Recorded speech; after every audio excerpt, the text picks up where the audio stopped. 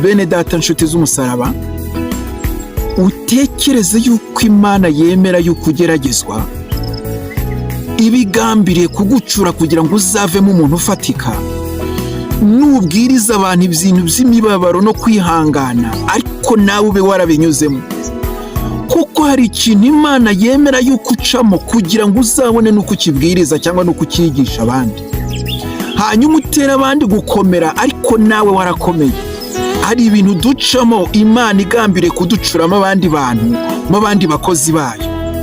Rero hari abaca muri ibi bihe bakabigwamo, ntukamenye yuko ari ishuri Imana yaguteretsemo, Imana iri kukwigishirizamo. Hari abantu Imana itereka mu ishuri bakaribamo, rimwe na rimwe Imana ikabasanga ikababwira ko irimo kubigisha, ariko rimwe na rimwe abantu ntibabashe kubyihanganiramo. Ariko bene data nshuti z'umusaraba, ndagira ngo nkubwire ngo hagarara neza mu ishuri Imana yaguteretsemo, wige neza, umenye, ureke Imana igucure, kuko Imana iri kuvuga yuko igiye kugutunganya, ariko ngo atari nk'ifeza.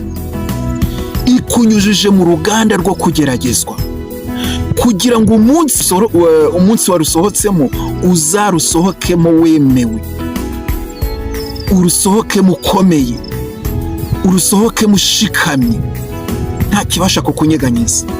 Ubu hari abakozi b'Imana utakangisha ibintu by'ibigeragezo runaka, kuko hari byinshi yaciyemo, arabizi, azi uburyo akwiriye kwihangana, azi uburyo yasenze Imana ikavugana nawe, azi uburyo Imana yamukomeje. Ariko hari n'abo Imana ikomeza ikababwira ko izabana nabo, ahubwo bakajya mu bihe byo kwirwanirira. Bene data nshuti z'umusaraba, niba Imana yaraguteretse muri ibi bihe, bihagararemo neza, urwane intambara nziza yo gukiranuka, urindire igihe cyayo Imana yagennye, nikigera izagusohora muri urwo rugamba urimo, kuko urwo rugamba si urwawe, ruharira Imana, niyo nyir'urugamba. Kuko nuzagutunga urutoki, nshuti y'umusaraba, azaba arutunze Imana, y'Imana izikorera ibyayo, wowe icyawe ni ugusenga kandi uhagaze mu mwanya Imana igushakamo.